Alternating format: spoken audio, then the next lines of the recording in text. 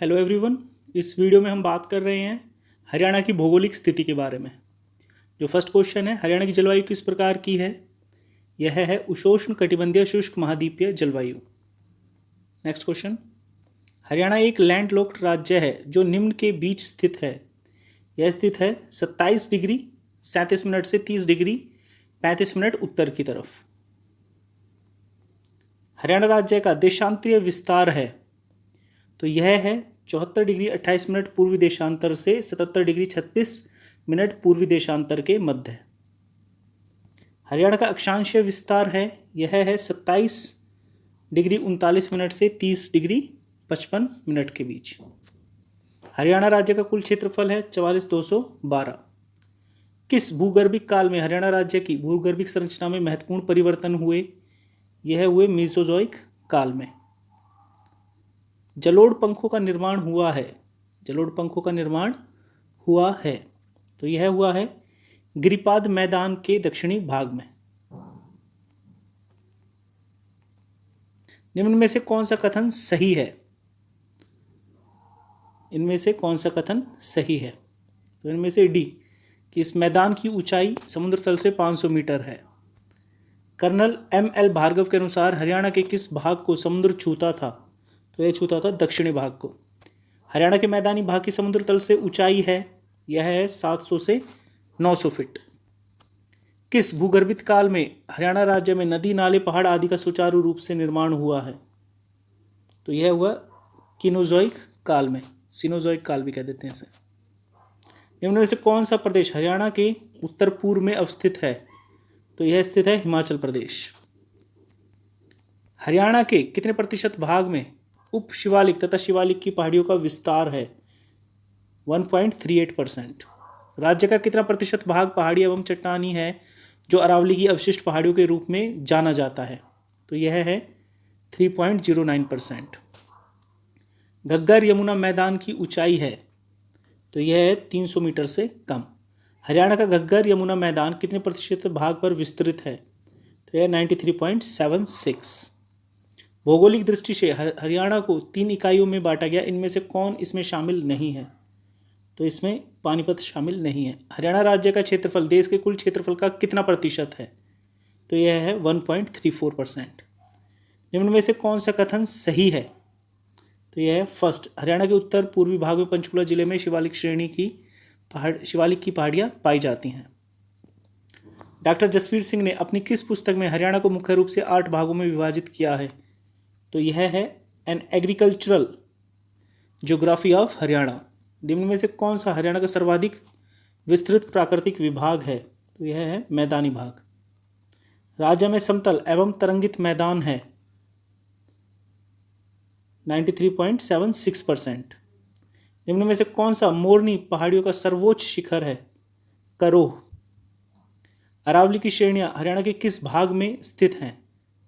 तो ये स्थित हैं दक्षिणी भाग में। अरावली की पहाड़ियां हरियाणा के किस क्षेत्र में स्थित हैं? तो ये मेवात में। निम्न में से किसे हरियाणा ने तीनों तरफ से घेरा हुआ है? तो दिल्ली को। हरियाणा किस तरफ से किसी अंतर्राष्ट्रीय सीमा को स्पर्श करता है? किसी भी तरफ से नहीं करता। हरियाणा में जुलाई से सितंबर महीने के मध्य किन पवनों द्वारा वर्षा होती है? तो यह होती है दक्षिणी पश्चिमी मानसूनी पवनों के द्वारा।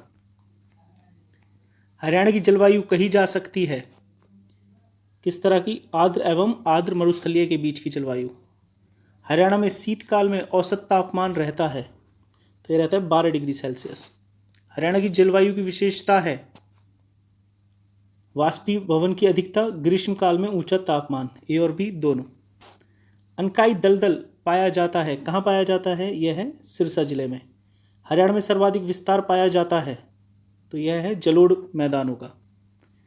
निम्न में से किस भौगोलिक अवसंरचना को हरियाणा को स्थानीय भाषा में घर पुकारते हैं?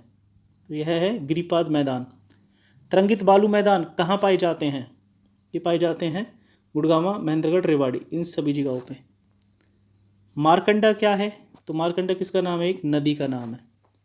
अरावली का पथरीला प्रदेश कहाँ नहीं है? तो यह है पंचकुला में। गिरिपाद मैदान से संबंध कथनों में से कौन सा गलत है? तो सी, यह मैदान अपेक्षाकृत कम उपजाऊ है। यह स्टेटमेंट गलत है। हरियाणा के किस मैदान का सबसे ऊंचा भाग नारनौल नगर के दक्षिण पश्चिम में कुलताजपुर ग्राम है, जो 652 मीटर ऊंचा है? तो यह है अरावली का पथरीला मैदान। हरियाणा के किस मैदान का ढाल अत्यंत मंद है? तो यह जलोढ़ मैदान। इनमें से कौन सा प्रदेश हरियाणा के पश्चिम में अवस्थित है? तो यह है राजस्थान। हरियाणा के उत्तर पश्चिमी भाग में घग्गर तथा मारकंडा नदियों द्वारा बनाए गए बाढ़ के मैदान को क्या कहते हैं? तो ये कहा जाता है घग्गर के मैदान को नीली तथा मारकंडा के मैदान को बैट। हरियाणा के किस भाग में शिवालिक पर्वत श्रृंखलाएं स्थित हैं? तो ये स्थित हैं उत्तर पूर्वी भाग में। हरियाणा में राजस्थान में आने वाली गर्म शुष्क पवनों द्वारा निर्मित बालू का टीले के मध्य निम्न स्थल ताल बन जाते हैं, जिसमें वर्षा के पानी से अस्थायी छिछली झीलें बन जाती हैं, जिन्हें कहा जाता है, इन्हें कहा जाता है बावड़ी और ठांठ दोनों। निम्न में से हरियाणा के किस जिले में शिवालिक पहाड़ियों का विस्तार नहीं है? तो यह रोहतक में नहीं है। इन जिलों में से हरियाणा में सर्वाधिक गर्म महीने होते हैं, कौन से हैं? मई और जून। हरियाणा के किस जिले के निकट मोरनी पहाड़ियाँ स्थित हैं? तो मोरनी पहाड़ियाँ पंचकुला। हरियाणा की जलवायु उष्णोष्ण कटिबंधीय शुष्क महाद्वीपीय है, जिसका प्रमुख कारण है समुद्र से दूरी। घग्गर द्वारा निर्मित बाढ़ का मैदान कहलाता है, क्या कहेंगे इसे? नैली। हरियाणा के किस भाग में ग्रीष्मकाल में लू नामक गर्म एवं शुष्क हवाएं चलती हैं? तो यह चलती हैं दक्षिणी व दक्षिण पश्चिमी भाग में। निम्न में से कौन सा प्रदेश हरियाणा के उत्तर में स्थित है? तो यह है हिमाचल प्रदेश। हरियाणा के किस भाग में सर्वाधिक वर्षा होती है? तो यह उत्तर पूर्वी में। हरियाणा के दक्षिण पूर्व में कौन सा प्रदेश स्थित है? दिल्ली। हरियाणा के दक्षिण भाग में अधिकतम वर्षा होती है 25 से 38 सेंटीमीटर। हरियाणा के उत्तरी भागों में पर्वतीय क्षेत्रों में कितनी वर्षा होती है? तो यह होती है 200 सेंटीमीटर। कौन सी नदी ताजेवाला के उत्तर में कलेसर के समीप हरियाणा के यमुनानगर जिले में हरियाणा की सीमा में प्रवेश करती है? तो कौन सी नदी है? यमुना। निम्न में से कौन सी नदी मुलाना के समीप मारकंडा नदी में मिलती है? तो मिलती है टांगरी। नीमराणा, सुरेठी, छुच्छकवास आदि क्षेत्र किस नदी से सिंचित किए जाते हैं? तो ये किए जाते हैं कृष्णावती से। पटौदी के निकट कौन सी नदी साहिबी नदी में मिल जाती है? तो मिलती है इंदौरी। निम्न में से कौन सी झील हरियाणा में स्थित है? तो ये सभी झीलें स्थित हैं। घग्गर नदी हरियाणा की किस जिले में नहीं बहती? तो यह नहीं बहती भिवानी में। यमुना नदी हरियाणा की किस जिले से होकर नहीं बहती है? तो यह है सिरसा। निम्न में से कौन सा कथन असत्य है? टांगरी नदी सदानाली व बैगवा नालों के साथ मिल जाती है, यह गलत है। हरियाणा की कौन सी झील विदेशी पर्यटकों के लिए आकर्षण का केंद्र है? तो यह है बड़कल लेक। भारी तथा बहुत भारी मृदाओं के संबंध में निम्न कथनों पर विचार करें। तो इनमें से बताना है कौन सा सही है। तो इसमें से पहली स्टेटमेंट सही है सिर्फ। ओके। प्रसिद्ध बड़कल झील हरियाणा के किस जिले में स्थित है? फरीदाबाद में। निम्न कथनों पर विचार करें और हमें बताना है सही कौन सा है। तो इसमें से फर्स्ट हमारा सही, सेकंड सही है, फर्स्ट और सेकंड। यमुना नदी हसनपुर स्थान पर उत्तर प्रदेश में प्रवेश करती है। घग्गर नदी कालका से हरियाणा में प्रवेश करती है। कौन सी नदी पंजाब के संगरूर में घग्गर नदी में मिल जाती है? तो यह है सरस्वती नदी। वर्ष 1947 में सिंचाई परियोजना के अंतर्गत किस झील का निर्माण हुआ था? निर्माण हुआ था बड़कल झील का। निम्नलिखित में से कौन सुमेलित नहीं है? थर्ड, कोटला झील झज्जर, यह गलत है। हरियाणा राज्य के दक्षिणी क्षेत्र में प्रवाहित होने वाली दो प्रमुख नदियां हैं, साहिबी एवं इंदौरी। निम्न में से कौन सी नदी बहरोड पहाड़ी से निकलती है? तो यह निकलती है साहिबी। मेवात जिले के नूह के निकट मेवात की पहाड़ियों से निम्न में से कौन सी नदी निकलती है? निकलती है इंदौरी। निम्न में से किस नदी का उद्गम स्थल नाहन के पास शिवालिक पहाड़ियों से है? तो यह मारकंडा। कौन सी नदी नजफगढ़ नाले के द्वारा यमुना में मिल जाती है? साहिबी। टांगरी किस नदी की प्रमुख सहायक नदी है? मारकंडा। निम्न कथनों पर विचार करें, फिर हमें ये बताना है इन दोनों में से कौन सी स्टेटमेंट सही है। तो ये दोनों स्टेटमेंट हमारी सही हैं। मध्यम मृदा के संबंध में इन कथनों पर विचार करें और इनमें से बताना है कौन से कथन सही हैं। तो ये दोनों कथन भी सही हैं। इनमें से कौन सी नदी हसनपुर से होते हुए उत्तर प्रदेश में प्रवेश कर जाती है? कौन सी नदी है? यमुना। हरियाणा राज्य की सर्वाधिक महत्वपूर्ण नदी है कौन सी? यमुना। निम्न कथनों पर विचार करें और फिर हमें ये बताना है कि कौन सा इनमें से सही है। तो इनमें दूसरी और तीसरी स्टेटमेंट सही है। हरियाणा में क प्रकार की जलवायु शिवालिक श्रेणियों के निकटवर्ती क्षेत्र में कितने किलोमीटर चौड़ी पट्टी में पाई जाती है? तो ये पाई जाती है 72 किलोमीटर। निम्न में से कौन सी नदी नजफगढ़ झील में गिरती है?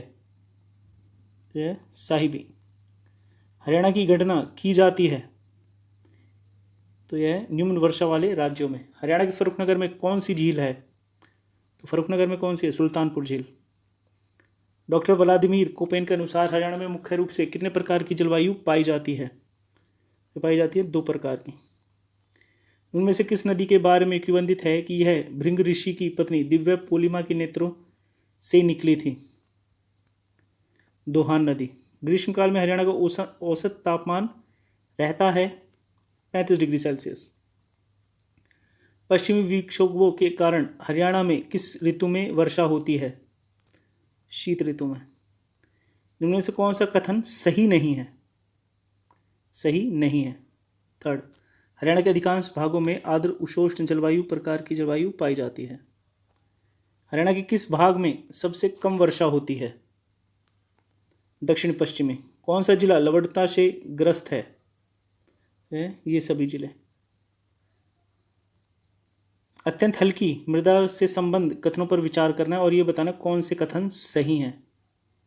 तो इसमें फर्स्ट और सेकंड दोनों सही हैं। इनमें से कौन सा कथन गलत है? इसमें से थर्ड, डॉक्टर जसवीर ने हरियाणा की मृदा को 4 भागों में विभाजित किया, यह कथन गलत है। बालुका स्तूपों की प्रधानता किस मृदा की विशेषता है? अत्यंत हल्की। हरियाणा की किस भाग में हल्के भूरे रंग की रेतीली मृदाएं पाई जाती हैं? दक्षिणी पश्चिमी भाग। हरियाणा का लगभग 12 लाख हेक्टेयर क्षेत्र किस समस्या से प्रभावित है? यह है वायु कटाव से। किस प्रकार की मिट्टी को हरियाणा में रौसली भी कहा जाता है? तो यह कहा जाता है हल्की मिट्टी को। कुल भौगोलिक क्षेत्र का कितना प्रतिशत क्षेत्र भूमि कटाव, लवणता तथा सैम की समस्या से ग्रसित है? 50%। किस मिट्टी में बालू, मृत्तिका तथा सिल्ट का लगभग बराबर अनुपात पाया जाता है? बलुई दोमट मृदा। हरियाणा के मध्यवर्ती भाग में कौन सी मृदा पाई जाती है? दोमट। हरियाणा में भूमि परीक्षण का उद्देश्य है? ये सभी। कौन सी मिट्टी शुष्क भूमि कृषि के लिए उत्तम समझी जाती है? हल्की मिट्टी। हरियाणा के किस जिले में लाल चेस्टनट मृदा पाई जाती है? यमुनानगर। भूमि संरक्षण कार्यक्रम का उद्देश्य है? ये सभी। लवणता संभाव्य मृदा वाले जिलों में कौन सा शामिल नहीं है? कुरुक्षेत्र। गिरिपाद्य मृदाओं को कहाँ घर कहा जाता है? कालका में। किस मिट्टी में चूने के अंशों का बहुतुल्य रहता है? अत्यंत हल्की मिट्टी। किसे रेंगती हुई मृत्यु कहा जाता है? मृदा अपरदन को। निम्न में से किस मृदा को खादर कहा जाता है? सामान्यतः भारी मृदा को। हरियाणा का कितना क्षेत्र वायु अपरदन से प्रभावित है? 15 लाख हेक्टेयर। झिरका के निम्न क्षेत्रों में किस प्रकार की मिट्टी पाई जाती है? मोटी दोमट। कौन सा कथन गलत है? फर्स्ट, हरियाणा के पहाड़ी क्षेत्रों में उपजाऊ मिट्टी पाई जाती है, ये गलत है। मध्यम मृदा को कितने भागों में बांटा गया है? से बांटा गया है 3। हरियाणा के मैदानी भाग में मुख्यतः किस प्रकार की मिट्टी पाई जाती है? यह मिलती है पीले भूरे रंग की उपजाऊ मिट्टी। बलुई दोमट मृदा के संबंध में निम्न कथनों पर विचार करें। और हमें बताना है कौन सा सही है इनमें से। सेकंड सही है, दोमट मृदा के रिगार्डिंग है, मृदा में रिसाव कम होता है, यह सही है स्टेटमेंट। रौसली मृदा निम्न में से किस जिले में पाई जाती है? तो इन सभी जिलों में, रेवाड़ी, झज्जर, गुड़गांव। हरियाणा के किस भाग में अपेक्षाकृत बलुई दोमट मृदा पाई जाती है? तो मिलती है उत्तर पश्चिम। मृदा की उर्वरता में ह्रास का कारण है? ये सभी। डॉक्टर जसवीर सिंह ने कौन सी मृदा को 2 भागों में विभाजित किया है? हल्की मिट्टी को।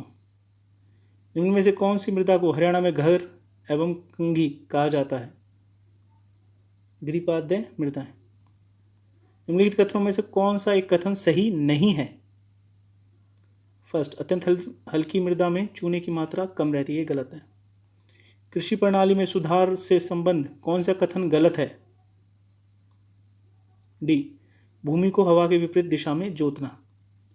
लवणता तथा क्षारीयता से ग्रस्त मृदाओं को स्थानीय भाषा में कहा जाता है? क्या कहा जाता है? दोनों, कल्लर और रे। निम्न में से कौन सा कथन गलत है? डी, राज्य का दक्षिण पश्चिमी भाग जल अपर्दन से प्रभावित है, यह गलत है। फरीदाबाद में बड़कल झील का निर्माण किस वर्ष हुआ था? 1947। हरियाणा की कितनी भूमि लवणता तथा क्षारीयता से ग्रसित है? 32%। निम्न में से किस नदी का प्राचीनतम महत्व है? तो यह है दोहन नदी। निम्नलिखित में से किस मृदा पर प्रतिवर्ष बाढ़ के कारण मृदा की नई परत जम जाती है? यह है सामान्यतः भारी मृदा पर। हरियाणा के कुल भौगोलिक क्षेत्र में कितने प्रतिशत भाग में वन पाए जाते हैं? 3.53। निम्नलिखित में से हरियाणा के किस जिले में सोलर नामक कठोर चीका मिलती है? थानेसर। वर्ष 2013 स्टेट फॉरेस्ट रिपोर्ट के अनुसार राज्य में सबसे कम प्रतिशत वन क्षेत्र किस जिले में पाया जाता है? सबसे कम फतेहाबाद में। निम्नलिखित में से घूर व कल्लर प्रभावित जिला है? ये सभी, सोनीपत, हिसार, फतेहाबाद। राज्य के कुल भौगोलिक क्षेत्र में कितने प्रतिशत भाग में वनाच्छादन है? 3.61। हरियाणा में बृहत पैमाने पर मृदा अपरदन का कारण है? दोनों, वायु और जल। अधिक प्रदूषण पैदा करने वाली कितनी बड़ी और मध्यम इकाइयों को पर्यावरण की दृष्टि से स्थल उपयुक्त की अनुमति हेतु पर्यावरण विभाग के समक्ष राज्य प्राधिकरण के रूप में घोषित किया गया है? क्या गया है? 20। वायु द्वारा अपरदन हरियाणा के किन जिलों में अधिक होता है? दक्षिणी पश्चिमी जिलों में। हरियाणा का कितना क्षेत्र जल अपरदन से प्रभावित है? 2.76 लाख हेक्टेयर। कौन सी स्टेटमेंट इनमें से गलत है? फोर्थ, राज्य में कुल भूमि का 4.32% वनाच्छादन है। इनमें से कौन सा क्षेत्र जल अपरदन से ग्रस्त है? ये सभी, यमुनानगर, अंबाला, पंचकुला। निम्न में से कौन सा कथन गलत है? डी, राज्य में सर्वाधिक झाड़ियां पंचकुला में, यह गलत है। निम्न में से कौन सा कथन सही नहीं है? मध्यम मृदा को डाकर कहा जाता है। राज्य वन नीति 2006 से संबंध कथनों में से कौन सा सही है? उपयुक्त सभी। कृषि विभाग द्वारा हरियाणा में उपमंडल स्तर पर भूमि एवं जल परीक्षण की कितनी प्रयोगशालाएं स्थापित की गई हैं? 30। निम्न में से कौन सी मृदा वर्षा के दौरान चिपचिपी तथा शुष्क मौसम में अधिक कठोर हो जाती है? भारी मिट्टी। हरियाणा में भूमि संरक्षण कार्यक्रम में क्रियान्वयन के लिए उसे कितने मंडलों में विभाजित किया गया है? 5। हरियाणा के किस जिले में उदासीन प्रतिक्रिया वाली मृदा पाई जाती है? यमुनानगर में। भूवेताओं के अनुसार मृदा की 1 सेंटीमीटर परत के निर्माण में कितना समय लगता है? 1 लाख वर्ष। निम्न में से कौन भूमि संरक्षण कार्यक्रम के क्रियान्वयन के लिए विभाजित मंडलों में से नहीं है? पानीपत।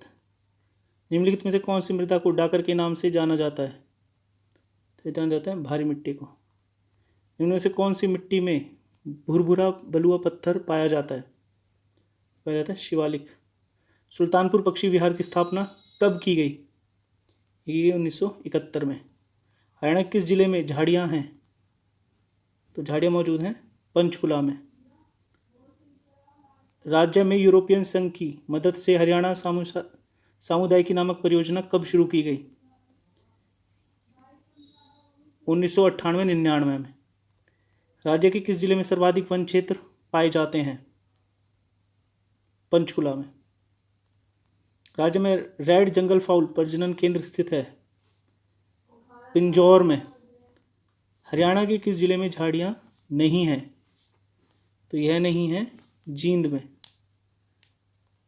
गिद्ध की बीमारी का अध्ययन करने हेतु हरियाणा के किस स्थान में नेचुरल हिस्ट्री सोसाइटी की स्थापना की गई है? तो यह की गई है पिंजौर में। हरियाणा में सर्वाधिक झाड़ियाँ किस क्षेत्र में पाई जाती हैं?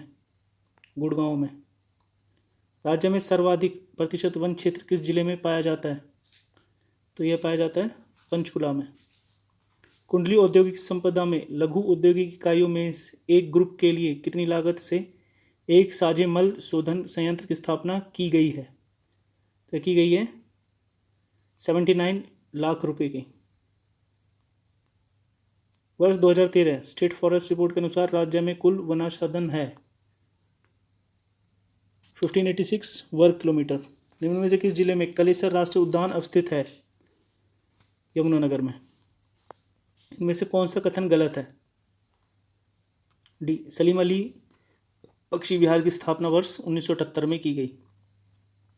निम्न में से कौन सा सुमेलित नहीं है? डी, फिसेंट प्रजनन केंद्र यमुनानगर। यह गलत है। कौन सा कथन गलत है इन स्टेटमेंट्स में से? बी, सुल्तानपुर राष्ट्रीय उद्यान राज्य के किस जिले में अवस्थित है? गुड़गांव में। दो कथन दिए हुए हैं, कौन सा सही है इनमें से? पहले दूसरे दोनों सही हैं। महम हिरण उद्यान राज्य के किस जिले में है? तो महम रोहतक। वर्ष 2013 स्टेट फॉरेस्ट रिपोर्ट के अनुसार राज्य के कुल कितने क्षेत्र में वृक्षाच्छादन है? तो यह है 1282। चौधरी देवीलाल प्राकृतिक पार्क किस जिले में है? यमुनानगर। आम और जामुन किस वन की विशेषताएं हैं? तो यह है उष्णकटिबंधीय शुष्क वन। निम्न में से कौन सा सुमेलित नहीं है? डी,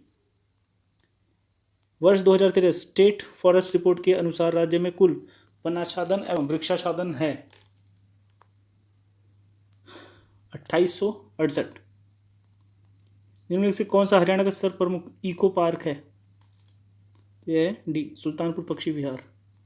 वर्ष 2013 स्टेट फॉरेस्ट रिपोर्ट के अनुसार राज्य में कुल कितने क्षेत्र में वन पाए जाते हैं? 1559। हरियाणा में कुल कितने राष्ट्रीय उद्यान हैं? 2। हरियाणा में ग्रीनिंग ऑफ हरियाणा नामक वृक्षारोपण की व्यापक योजना कब शुरू की गई? यह की गई 1989-90 में। राज्य के किन दो जिलों में विशेष पर्यावरण न्यायालयों की स्थापना की गई है? फरीदाबाद एवं हिसार।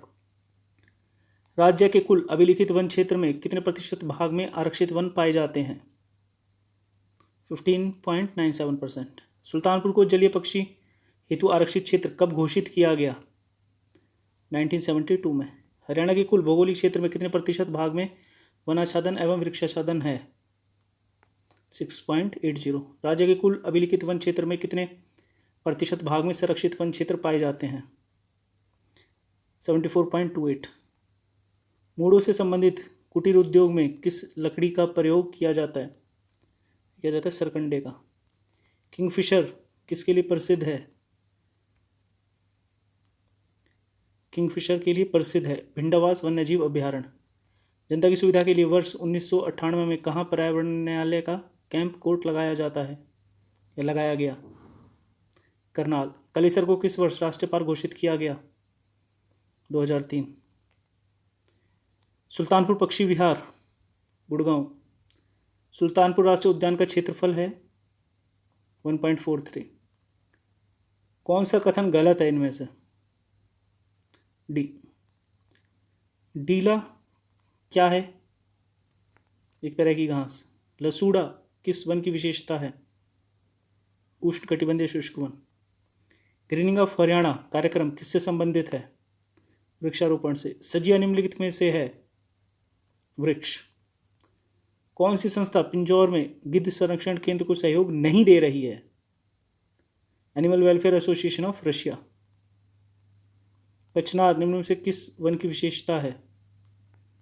उष्णकटिबंधीय वन। चैंपियन एम सैथ के अनुसार हरियाणा में कितने प्रकार के वन पाए जाते हैं? 5।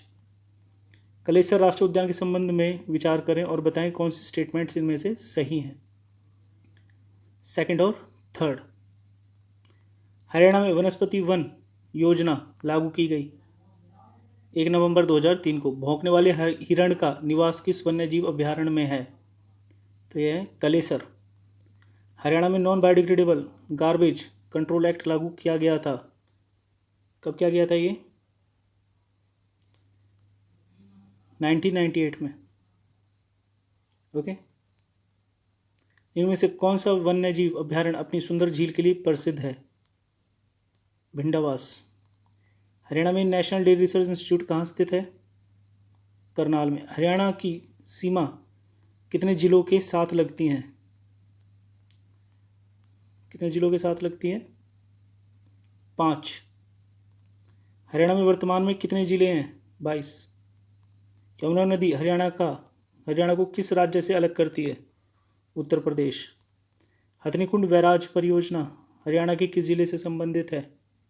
यमुनानगर से। हरियाणा की सबसे प्राचीन व प्रमुख नहर कौन सी है? पश्चिमी यमुना नहर।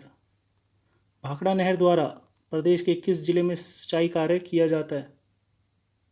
इन सभी में, सिरसा, हिसार, रोहतक में। हरियाणा प्रदेश के किस जिले में सबसे ज़्यादा वन है? इनमें से यमुनानगर में। Okay, thanks a lot.